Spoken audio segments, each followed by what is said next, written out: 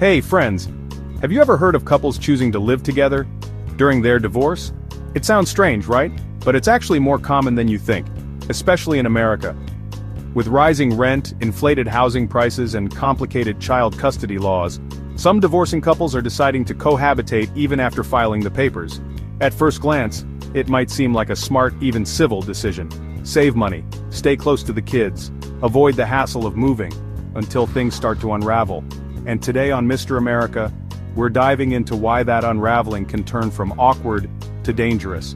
If this kind of deep dive interests you, real stories, real data, and uncomfortable truths, hit that subscribe button. We go beyond the headlines here.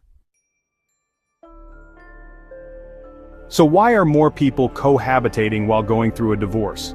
Let's start with the facts. The average rent in US cities has increased by over 30% since 2020. A one-bedroom apartment in cities like San Diego or New York can cost more than $2,500 a month. Legal experts say divorces today can take 8 to 14 months, or even longer if kids are involved. So for many, moving out immediately just isn't an option, especially when you're still paying the mortgage together.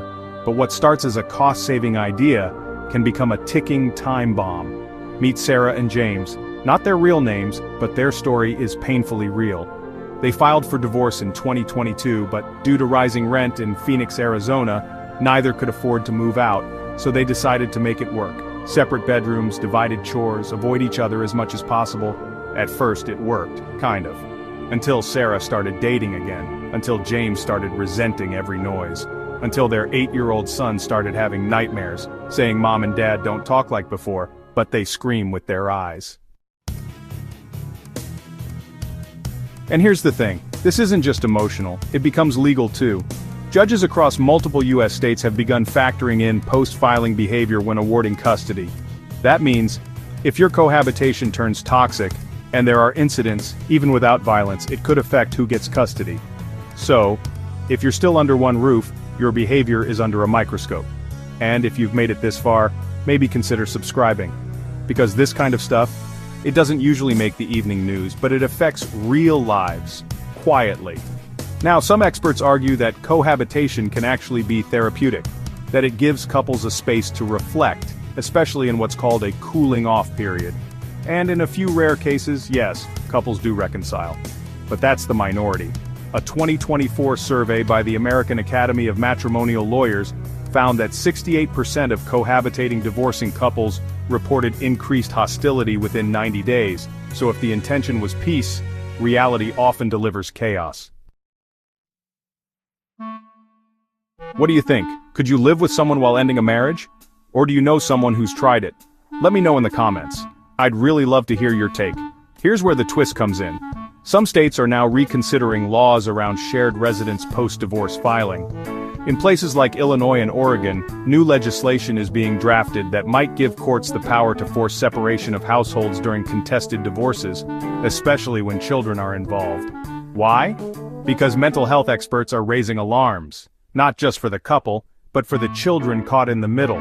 When home becomes a war zone, it's the quietest voices that suffer most.